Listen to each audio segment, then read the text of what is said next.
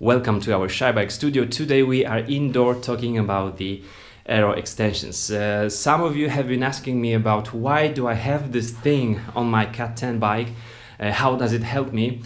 So I decided to make a video on 2 tips about buying Aero extensions and 3 things that are connected to assembling this one onto our road bars.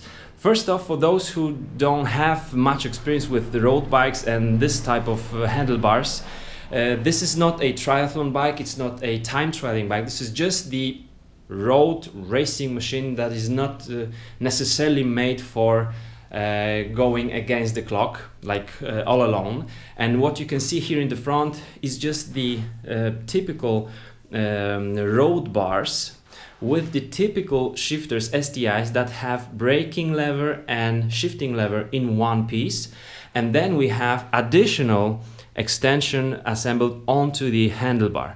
Now, what does it give us? What 2 tips I have for you and what 3 things are assembled to this? Just stay tuned. This little thing will really allow us to go faster.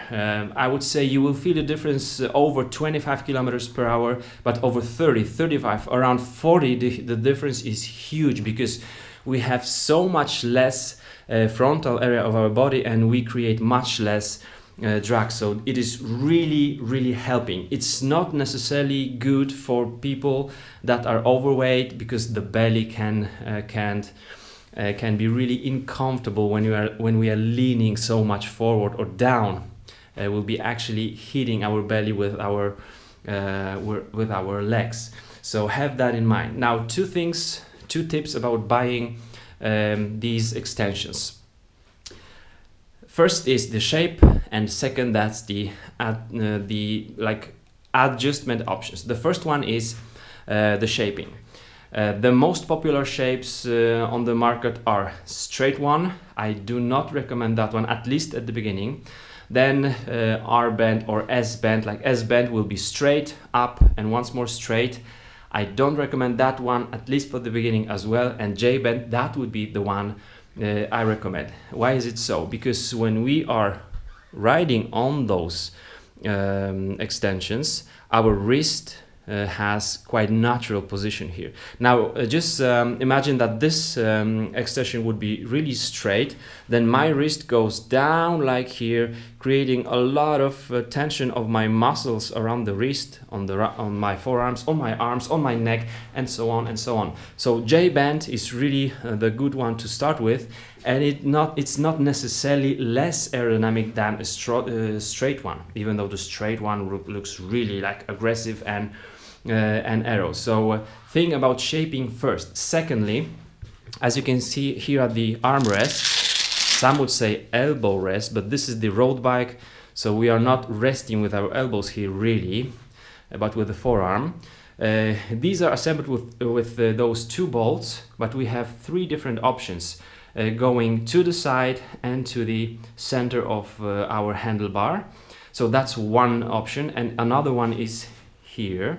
Those spacers can be 1, 2, 3 different type of spacers, so that you will have also the height adjustability on your extensions. Some extensions will also give you the chance to adjust the fore-aft position. This doesn't have, it is like 230 millimeters TT bar from Vision. I love it. It's just one of the basic ones, alloy, and it's cool. So shaping and adjustment important. 3 things that are connected to assembling those on the bike are stem length, your saddle type and position, and U, which means your flexibility.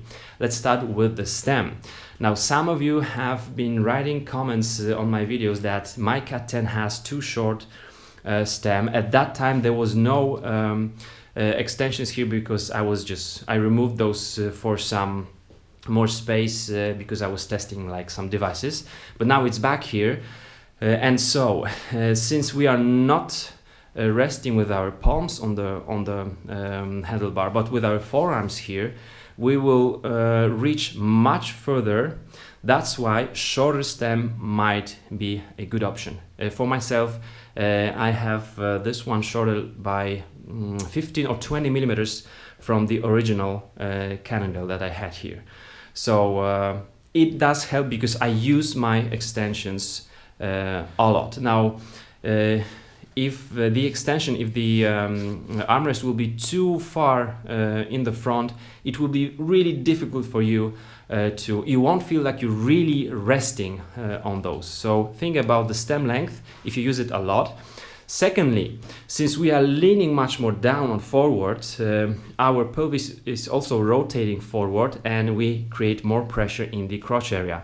So cut out on your saddle, different kind of saddle like triathlon saddle will be also a good option, and tilting of the saddle, I lowered the tip of my saddle by 5 millimeters roughly and I feel awesome. So still the gravity doesn't like pull me off the saddle, but I feel quite fine when riding like 20 minutes on the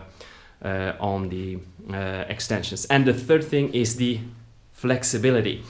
The age does not matter. What matters is how much you actually stretch yourself. I do it a lot, so I feel awesome on my Aero extension. So once more, think about shaping. J-bend is really good, at least to start with. I will just stick with it. Then adjustment options on your bars. Carbon or alloy does not matter. I would start with the cheap one. I would even start with the used one so that you will see whether it's really for you. Some would not prefer having those, but I believe that quite a few who never tried those will love those. Now, stem length, shorter one. The saddle tilt a bit lower in the front and maybe different type of the saddle, and your flexibility, and you're good to go. So this is all in all really awesome stuff.